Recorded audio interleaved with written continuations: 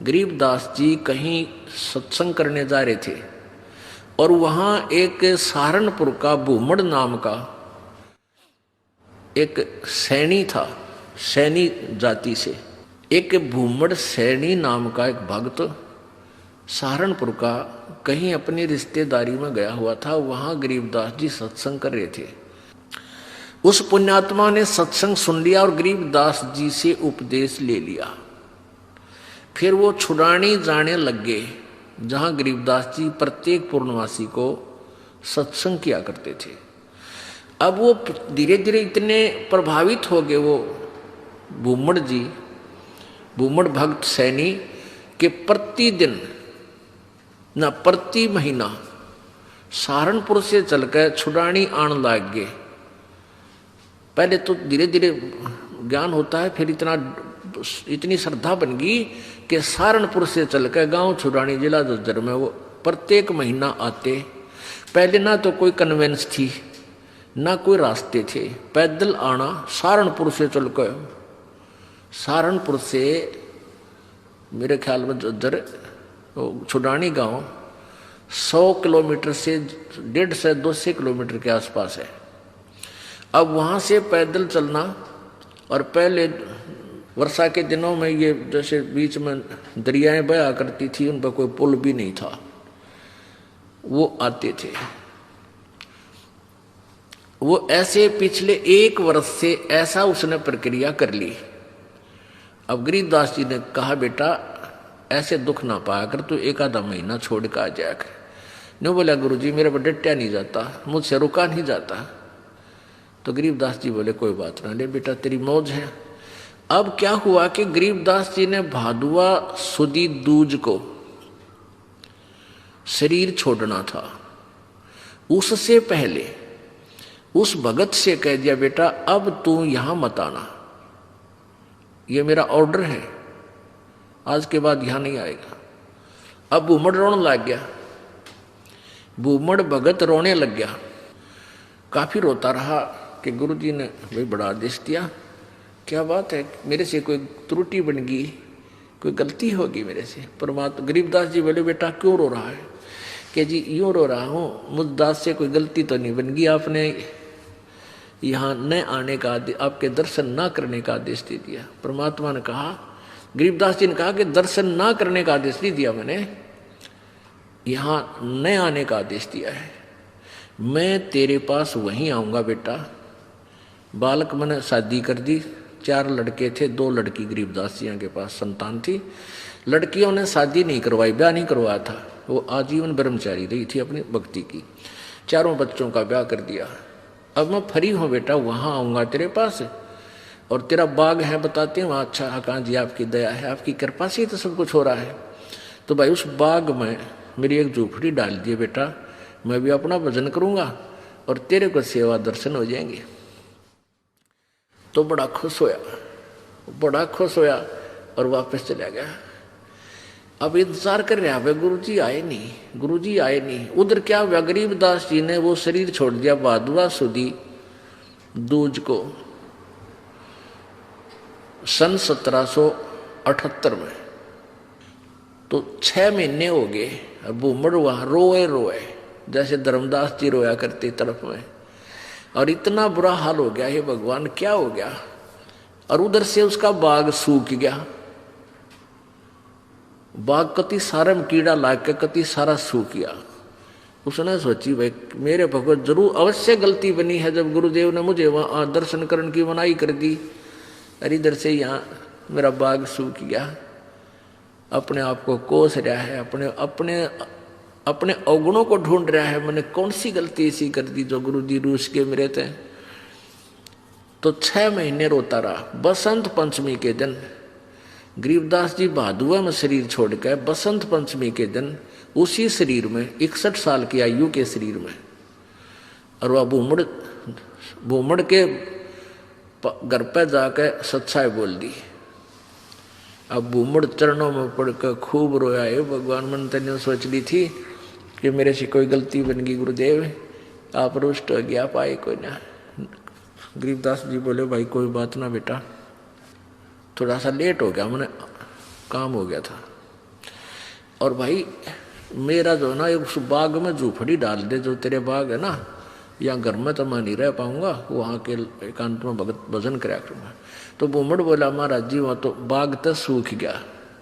गरीबदास जी बोले सूख के बाग में झोपड़ी डाल दे मेरी, कोई बात नहीं। अब गुरु जी की आज्ञा पा के उसने वहाँ एक झोपड़ी, एक हट बना दी फूस फास डाल के। हफ्ते पाछे वो सारा बाग हरा भरा हो गया। गरीबदास जी वहाँ बैठते ही सारा नगर देखने आया, वो पूरा शहर देख, छोटा गांव था जब ये शहर बरवाला जितना, सहारनपुर, यानी 200 वर्ष पहले की बात है।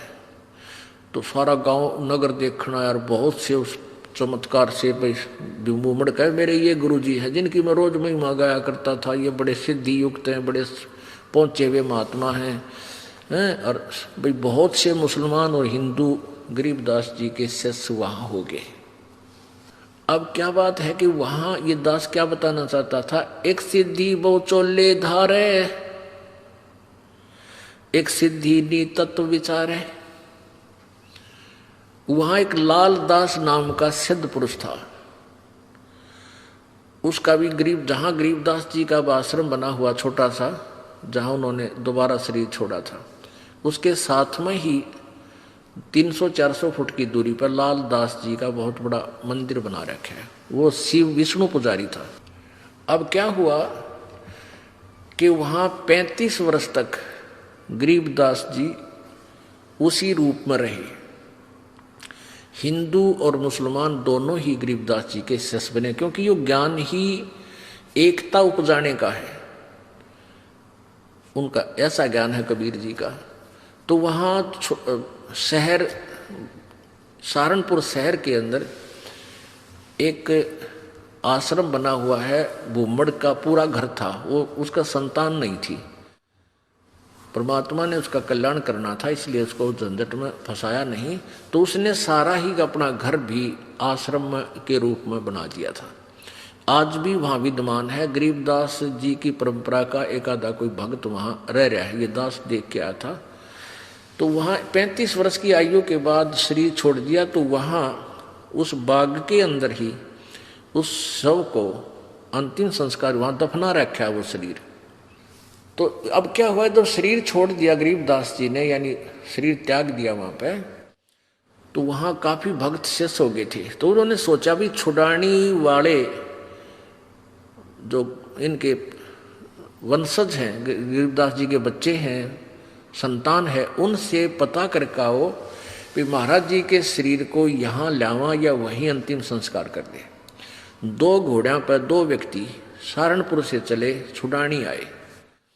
तो उनसे कहा कि भाई ऐसे ऐसे गुरुजी ने शरीर त्याग दिया है, महाराज गरीबदास जी ने, यानी आपके दादा ने, दादा ने, पिताजी ने, जैसे भी उनके नेक थे, तो सहारनपुर में, और आप बताओ क्या करना है उनको, यहाँ कहो तो यहाँ लाएं कोई बैलगाड़ी में डाल के, और या ये कहो कि वही अंतिम संस्कार कर दे, तो वो आप साथ चलो हमारे, उनका अंतिम संस्कार कर देते हैं। गांव वाले कहते हैं भाई तुम क्या कहने लगे, वो उनके गरीबदास जी के वंशज यानी पोता पोती बेटा बेटी कहने लगे कि क्या कह रहे हो भगत आप, गरीबदास जी यानी गुरु महाराज तो 35 वर्ष पहले शरीर छोड़ दिया था, और ये इनकी यादगार बना रखी। छुड़ानी में एक छतरी बना रखी है, छतरी साहब बोल रहे हैं उसको, जहाँ गरीबदास जी के शरीर का अंतिम संस्कार करा था, वो एक यादगार बना रखी है। वो छोटी सी थी, अब तो बहुत बड़ा मंदिर गाड़ दिया इनने। एक छोटी सी थी, जैसे आम यादगार सी बना देते हैं, ज़्यादा से ज़्यादा 10 फुट 5-7 फुट की ऊंची और 10 बाई 10 फुट चौड़ी। वो आज भी नो के विद्यमान है, जो ओरिजिनल है। उसके बाद उसके ऊपर और कुछ बना दिया, तो सारे गवाही के दे, और वो नो के ना भाई महाराज जी तो वहाँ शरीर छोड़ रखा है सहारनपुर में। तो उनका ना यकीन होया, 2 व्यक्ति घोड़े पर सवार होकर वहाँ से घोड़े लेकर और फिर वहाँ पहुँचे, वहाँ जाकर देखा जो कहते हो शरीर, और वही गरीबदास जी वहाँ शरीर छोड़ रखे। तो छुड़ानी वाले बोले भाई इनकी लीला तो अपरंपार है, यही अंतिम संस्कार कर दो, वहाँ तो पहले हो चुका है। तो वो वही अंतिम संस्कार यानी नीचे एज इट इज शरीर दफना दिया, ऊपर यादगार बना रखी। ये दास वहाँ गया सन 1998 में, तो वहां देखा, यही बिल्कुल क्लियर देखने के लिए सच्चाई है या कैसा है, बिल्कुल सच्चाई पाई। और वहां विराजमान एक लेडी संत थी, उसने बताई कि जी ऐसे ऐसे सारी कहानी सत्य है। उनके समय का वहाँ एक पलंग भी है जिस पर गरीबदास जी विश्राम किया करते थे। वहाँ ग्रंथ साहब भी यही लिखा हुआ था, हस्तलिखित उनके पास विद्वान है। फिर वो देखा जा करके वो बाग में जहाँ उनका अंतिम संस्कार किया था, तो वो यादगार जो बना रखी थी वो लगभग 150 वर्ष पुरानी होकर के जीर्ण शीर्ण सी हो रही थी। तो हमने उनसे कहा कि आपकी आज्ञा हो तो हम इसको दोबारा रिकंस्ट्रक्ट कर दें, न तो पड़ेगी को गिर के किसी चोट लगेगी, कोई दर्शक होगा। तो वो कहने लगे जी ऐसे कर दो। फिर हमने क्या किया कि नीचे का पोर्शन नहीं छेड़ा, वो पुरानी छोटी छोटी ईंटों से बना हुआ था, उसके ऊपर की दोबारा से बढ़िया ईंटों से और एक अच्छा गुम्बद सा बना के वो तैयार किया। और उसके ऊपर पूरा एक बोर्ड लगा रखा है, पूरी कहानी लिखी हुई हमने कि ऐसे ऐसे ये हुआ था। अब कहने का भाव ये है दास का कि उन्हीं के साथ में एक लाल दास जी थे। तो उनके बारे में क्या प्रसिद्ध था कि वो अपने भक्तों के निकलता था तो मांगने जाता था आहार। एक कहता था मेरे पास, हमारे घर भी आए थे लालदास जी। एक दूसरे शहर में कहता था यहाँ भी लालदास जी आए थे। तो वो एक सिद्धि बहुचोले धार है, उसके पास एक हल्दी की गांठ थी या हल्दी की एक ही गांठ थी, यानी एक सिद्धि थी, उससे महात्मा पा के गया। लालदास जी के क्या करते, उसने अपना नियम बना रखा था। वो सिद्धि से यानी वहां जाता था, गंगा पर स्नान करके आता था प्रतिदिन। सुबह उठता और गंगा पर स्नान करने जाता था और शाम को वो वापस आ जाता था। अब सुबह 4 बजे चलता, शाम ने आता, ऐसे उसने अपना मनमुखी नियम बना रखा था। एक बार वो बीमार हो गया तो चिंतित हुआ। गरीबदास जी उनके पास जाते थे, उन्हें ज्ञान भी समझाते थे, पर वो अनाड़ी कति नहीं माना था। वो इतना बीमार हो गया कि उसको चिंता होगी कि भाई मैं अब स्नान नहीं कर सकूंगा गंगा में। तो गरीबदास जी उसको चिंतित देखकर कहने लगे भाई चिंता ना करे, सवेरे गंगा यहीं आ जाएगी तेरे आसपास ही। अब उसने चिंता होगी कि भाई कैसे आवेगी। गरीबदास जी ने वहां जाकर खड़ा हो गया कि आजा लालदास। जहां लालदास जी का वो आश्रम है उससे 100 फुट की दूरी पर वो अब भी गंगा बह रही है, छोटी सी नाला सा है, उसको गंगा जैसा ही जल है उसमें। तो गरीबदास जी ने ऐसे इशारा कर दिया, थोड़ी सी दूरी से नीचे से अपने आप एक झरना सा फूटा और पानी बहने लग गया। अब लालदास जी सोचने लगे कि भाई क्या पता ये वही गंगा है या दूसरी। वो नहा तो लिया उस दिन, क्यों उसका तो प्रण नाले, फिर उसको चिंता होगी कि गरीबदास ने मुझे बहका दिया हो और नहाने के लिए अपनी सिद्धि तो यहीं से को जल निकाल दिया हो। एक उसका चेला था लालदास जी का, वो गंगा पर स्नान करके आया था उस दिन, और उसकी धोती रह गई उधर एक लोटा, उस गंगा में बह गया, उस ओरिजिनल गंगा में हरिद्वार में। तो वो वहां आया, वो कहने लगा, गरीबदास जी बैठे, लालदास जी बैठे थे। लालदास बोला रहा कई दिन में आया, अगली गंगा नहान गया था। अच्छा भाई, और ठीक? हाँ ठीक हूँ जी। और कहने लगा जी एक लोटा भी रह गया मेरा, गंगा में बह गया।